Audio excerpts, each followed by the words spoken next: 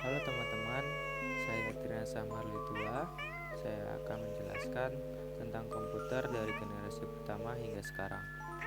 Komputer telah mengalami perkembangan pesat sejak generasi pertamanya hingga saat ini. Komputer generasi pertama ada pada tahun 1940-an sampai 1950-an menggunakan teknologi tabung vakum sebagai komputer utama. Contohnya ENIAC atau Electronic and Numerical Integrator and Computer dan UNIVAC. Dengan karakteristik ukurannya sangat besar, memakan banyak ruang, dan sangat boros listrik, kecepatan pemrosesan lambat, dan input-output menggunakan kartu berlubang atau punch card. Digunakan untuk perhitungan militer dan ilmiah seperti pengembangan senjata nuklir.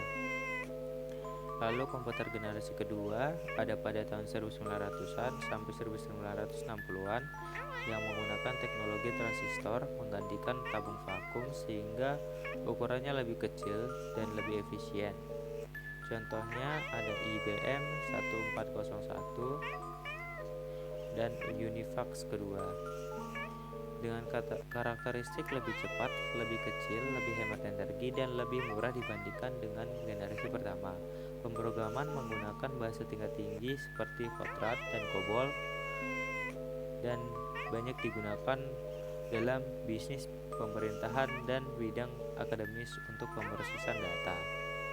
Lalu komputer generasi ketiga ada pada tahun 1960-an sampai 1970-an menggunakan teknologi integrated circuit atau IC yang menggabungkan banyak transistor dalam satu chip. Contohnya ada IBM System atau 360 dan PDP-8. Dengan karakteristik komputer menjadi lebih kecil, lebih cepat, lebih efisien, dan lebih andal. Diperkenalkannya dengan konsep multiprogramming dan sistem operasi untuk mendukung banyak tugas secara bersamaan.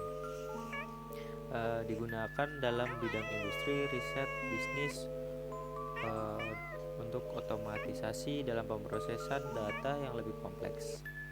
Lalu komputer generasi keempat ada pada tahun 1970-an sampai 1980-an menggunakan mikroprosesor atau chip dengan jutaan transistor. Contohnya ada IBM PC dan Apple kedua.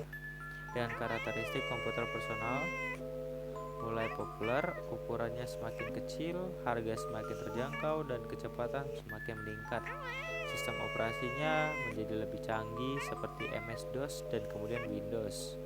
Digunakan oleh masyarakat umum untuk berbagai keperluan pribadi, pendidikan, bidang dan hingga bidang bisnis.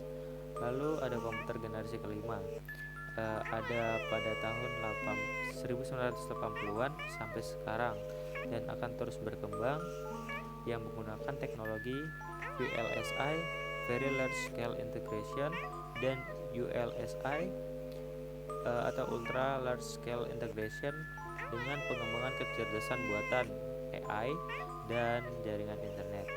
Karakteristik kecepatannya lebih tinggi, penggunaan komputer terhubung dengan jaringan internet. Lalu terdapat teknologi AI, komputasi awan, dan mobile computing semakin berkembang.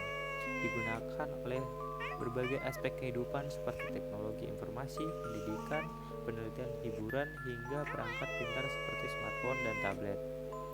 Dan yang terakhir ada komputasi generasi masa depan, yaitu hybrid dan kuantum, yang melibatkan komputasi, kuantum, dan kecerdasan buatan tingkat lanjut.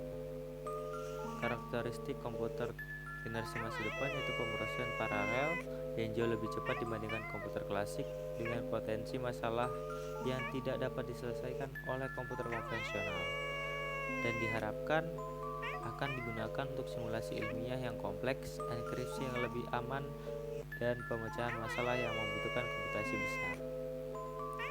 Setiap generasi menunjukkan peningkatan dengan kecepatan ukuran size dengan kemampuan teknologi yang mengubah cara manusia bekerja dan berkomunikasi.